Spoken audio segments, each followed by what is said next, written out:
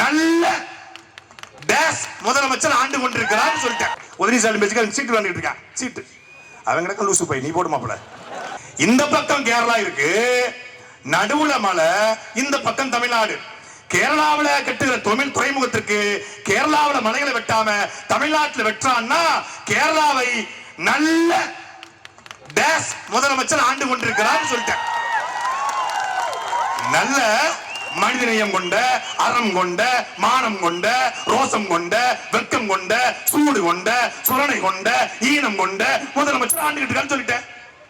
நான் இந்த முதலமைச்சர் பத்தி தப்பா பேசவே இல்லையே, அவரை புகழ்ந்து பேசினேன்.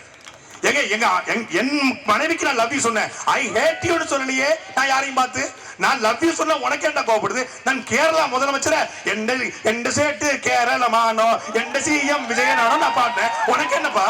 அதுக்கு 57 நாள் வழக்கு. நான் உண்மையிலே சொல்ல எடுத்து பாருங்க காணொலிய. ஆட்சியை தொடர்ச்சியா வந்துருமா? 2026க்கு பிறகு ஒட்டுமொத்தமான தமிழ்நாட்டு அரசியல் மாற போகிறது.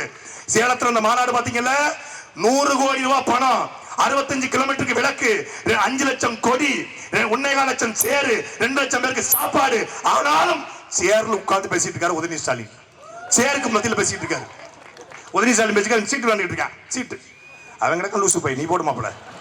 உதயநிதி ஸ்டாலின் பேச்சுக்கு சீட்டு வாங்கிட்டு இருக்கான். சீட்டு அவங்க லூசு போய் நீ போடு மாப்பிள. ஏன் நான் ஒரே ஒரு முடிச்சுக்கிறேன்.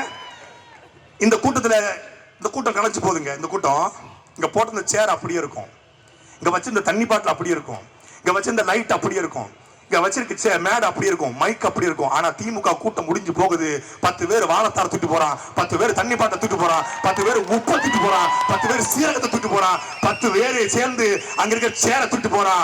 அவனுக்கு என்ன, அவனை தூக்கி போன தப்பா சொல்ல. அவன் என்ன நினைக்கிறான்னா, டேய் இவங்க என்ன நல்லவங்களா?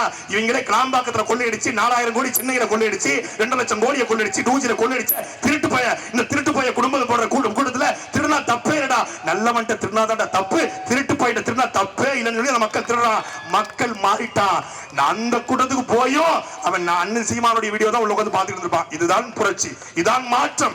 மாற்றத்துக்கு மக்கள் தயாராயிட்டான்.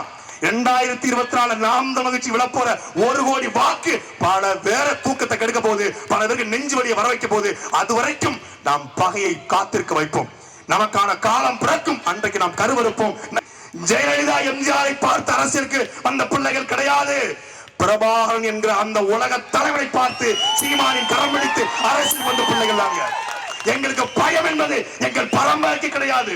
நாங்கள் படித்த வரலாறு வான்கோழி புத்தகத்தை படிச்சு அரசியலுக்கு வரல. வான்கோழி புத்தகத்தை படிச்சு அரசியலுக்கு வரல. கருணாநிதி எழுதின புத்தகத்து பேர்ல சொன்னா ரொம்ப சங்கடமாயிரும். நான் கொஞ்சம் கண்ணியமானவன், ரொம்ப ஒழுக்கமானவன், எனக்கு ஒரு சாட்டைகள் ஒரு மதிப்பு இருக்கு. எங்க அண்ணன் அப்படி வளர்த்திருக்காங்க, அதனால பேர்லாம் சொல்ல முடியாது. அப்புறம் 18+ சென்சார் போர்டு அதெல்லாம். அந்த புத்தகத்தை படிச்சு நாங்க அரசியலுக்கு வரல. நாங்கள் புலித்தேவனையும் மருதுபாண்டியும் தீரன் சின்னமலையும் அழகமுத்துக்கோனையும் எண்ணிக்காலையும் சுந்தரலிங்கனாரையும் மாப்போசியும் பார்த்து அரசியலுக்கு வந்த பிள்ளைகள் நாங்கள். எங்ககிட்ட கவனமா இருக்கணும். எங்களுக்கு வேலுப்பிள்ளை வழியும் தெரியும், பாபு சிதம்பரம் பிள்ளையின் வழியும் தெரியும். நாங்கள் அறத்தின் வழி நிற்பதா மரத்தின் வழி நிற்பதா என்பதை நீதான் முடிவு செய்யணும்.